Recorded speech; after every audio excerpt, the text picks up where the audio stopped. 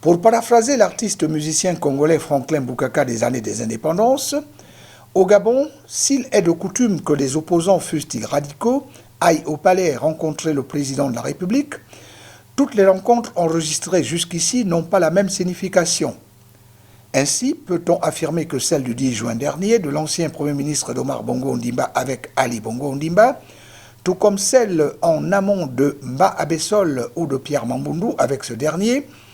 devrait, plutôt que de prêter à confusion, refléter l'ère d'une possible réconciliation entre le pouvoir et l'opposition,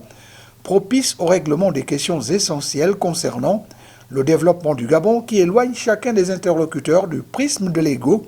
et le rapproche davantage du vivre ensemble tant prôné par le chef de l'État au profit de ses compatriotes et de tout le pays. Je ne serai heureux que lorsque chaque Gabonais sera heureux. Cette phrase credo d'Ali Bongo Ondimba, croyons-nous savoir, fait des émules, y compris dans l'opposition dite radicale habituée à revendiquer sa victoire à la présidentielle de 2016, au point de ne pas vouloir décolérer, même devant la souffrance des compatriotes qui attendent de tous leurs dirigeants qu'ils s'associent, surtout en ces temps de crise sanitaire, qui obèrent les capacités du pays à satisfaire totalement ses enfants pour qu'ensemble ils travaillent à l'unisson dans le sens de trouver des solutions durables aux problèmes qui assaillent les populations au quotidien. Et Egendon, l'irréductible au palais, pourquoi faire et dire à Ali Bongo Ondimba?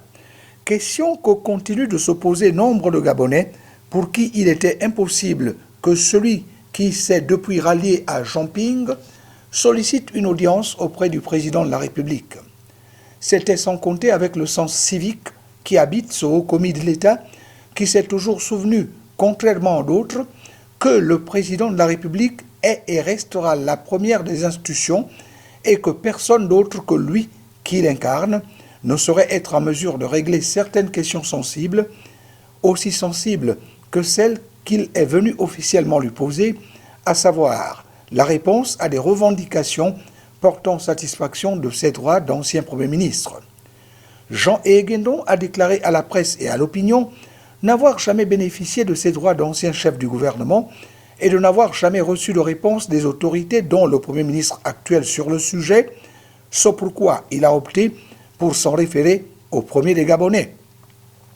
Même s'il est vrai que ce sujet soit la première des préoccupations du collaborateur d'Omar Bongo Ondimba, est-il plausible de croire que d'autres questions relatives à la vie du pays et donc à son avenir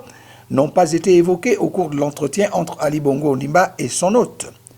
Quand on sait la communauté d'approche et le pragmatisme que partagent les deux personnalités sur certains sujets concernant le bien-être des populations et l'abnégation au travail. Une réflexion assidue nous amène, nous, départir des ragots et de la médisance pour tenter de comprendre le fond du dit entretien qui aurait sans doute tourné, en dehors du prétexte que constitue la régularisation de la situation de Jean Egendon, à un échange entre deux hommes d'expérience sur les tentatives d'aboutissement du projet de société, l'avenir en confiance d'Ali Bongo Ondimba, sur lequel il n'est d'opposition que celle qui n'aime pas le Gabon.